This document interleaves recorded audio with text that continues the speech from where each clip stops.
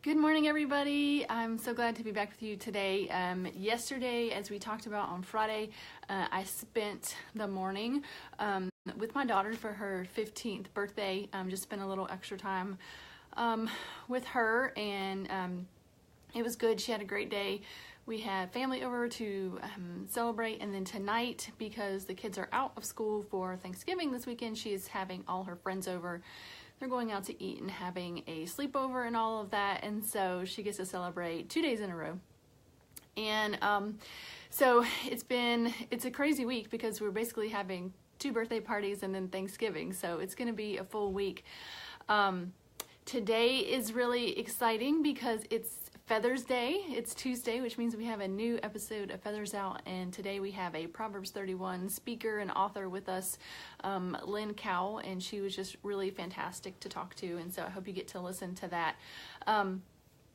It is out, and so today I wanted just to share a few minutes from actually, and I really can't believe I ended up here, was 1 Chronicles 28. And so I was reading in Psalm, and as we know, David wrote a lot of that, and I just began to be curious about the end of David's life and what that looked like, and I just see within this that I was encouraged by a couple things in these verses and wanted to share it with you because I think that we can all be encouraged by David's words.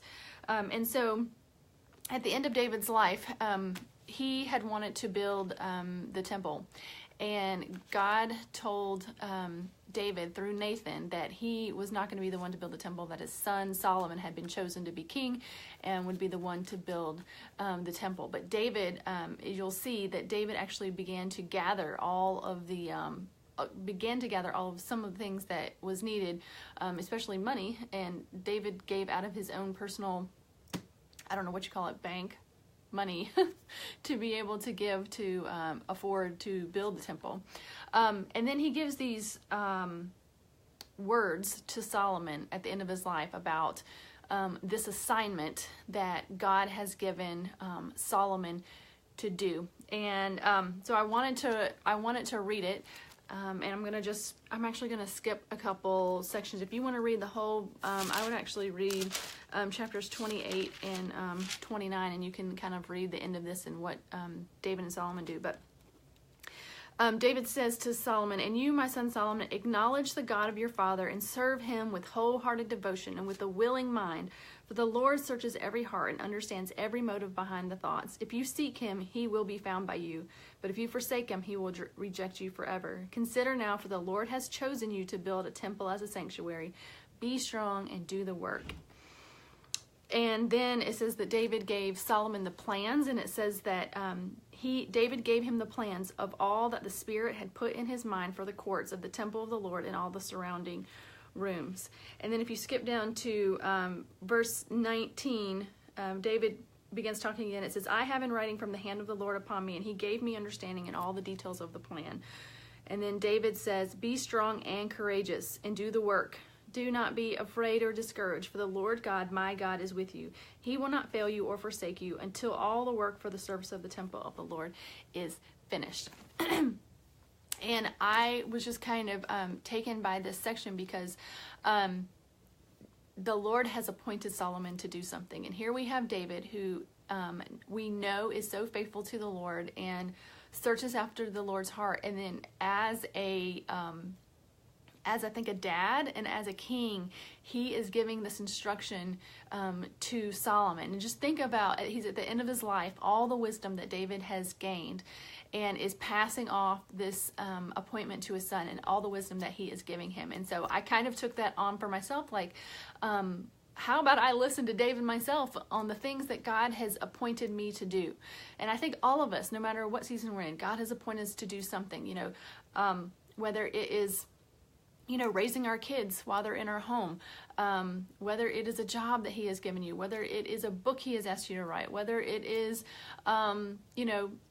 fostering children, or whether it is, oh my goodness, so many different things that you can do, just even moving your family, or, building some sort of nonprofit, or some kind of ministry. There's something that God has given you to do in this season of life. And I think we can take a couple things from David's wisdom today. And the first one is how we serve. How we serve.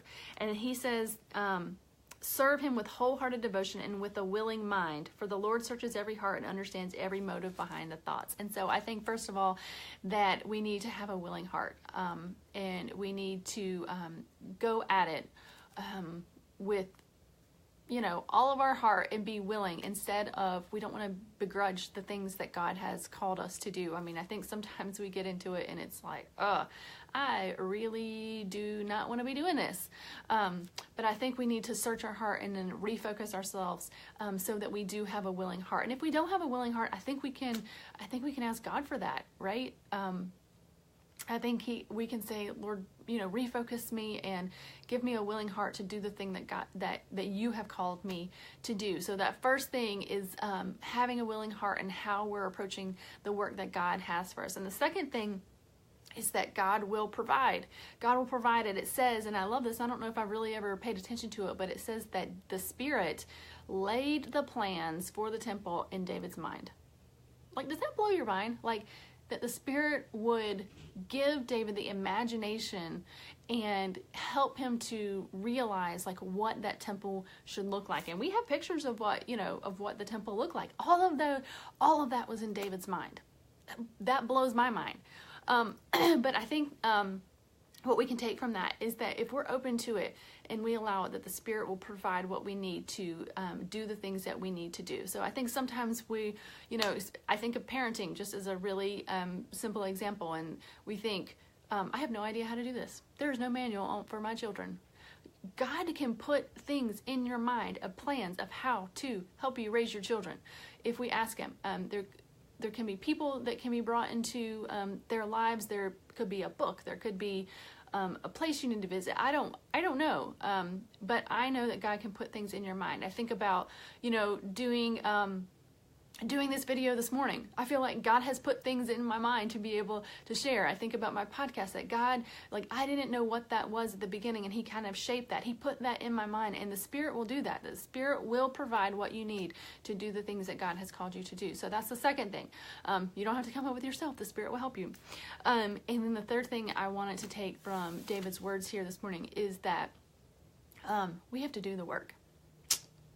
We have to do the work, and it is work. I think sometimes we think the things that God has called us to do are going to be easy and are going to be fun and are, all the time, and are going to be, we just sit back and watch God work and, whatever. But it actually says to do the work. I mean, I wanted to look before, I want to see if I could find it really quick. I wanted to see how long it took them for Solomon to actually build the temple. I don't know if anybody knows. Let me know.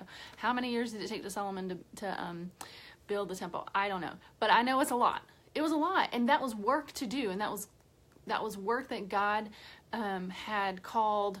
That was work that God had called him to do, and it takes a lot of work. And I think, sometimes we just don't want to do the work. I mean, I know for me, it's been I was very convicted, even with the podcast, today's podcast day, a new podcast, and I have to remember, I actually have to email people and ask them to come on the podcast. I actually have to schedule it, and sometimes I don't feel like doing that. But I know that God has not told me to stop doing it, and so I actually do have to put in the work to be able to do it. And so that was kind of a kick in my pants this morning. It's He just says, do the work. And, that's David's a lifetime of service to God, and He says you're going to have to put in the work. And so, and I think too that, the last thing, I didn't have this, but the last thing is that it says, He will not fail you or forsake you. He will not fail you or forsake you, that whatever God has called you to do, that He is not going to go anywhere, and He's going to be with you through the whole thing. So He doesn't put this in your mind, push you out the door and say, good luck, have fun with it. No, He leads you as you go. He leads you as you go, not just at the beginning when He puts the idea in your mind, but as you go, He's going to be with you, and He will not fail you. He will not fail you. So I was just so encouraged by that this morning, and I hope you are too. So, goodness, It's good to be back with you today. I want to say good morning. There looks like a couple people were able to join. So Christina says good morning. Good morning, Christina. Marie, good morning. She said good morning, Amy. Good morning, Marie. And Candy, looks like you're watching. Good morning. So she was just over for the family birthday party last night. So good morning, guys. It's really great to be back. I missed being with you guys yesterday. I was really trying to figure out how I could fit it in, but the morning just went too fast, and then I had a big day at work, and oh my goodness, so I couldn't fit it in yesterday, but that's okay.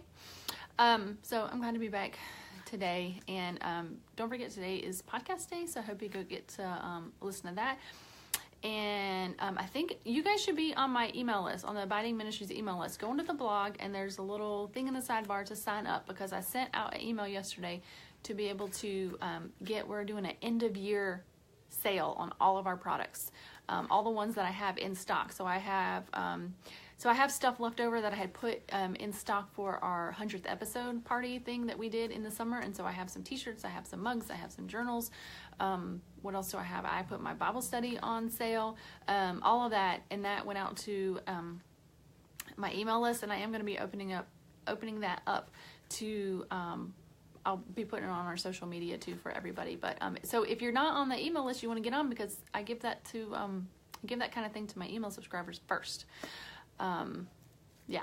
So, all right, guys. It's probably, look, I don't have my watch on. I was getting ready to look at my wrist. I was getting ready to look at it, but it is probably time to head out and get the kids to school. So I hope you guys have a wonderful day, and we'll see you back tomorrow. Bye, guys.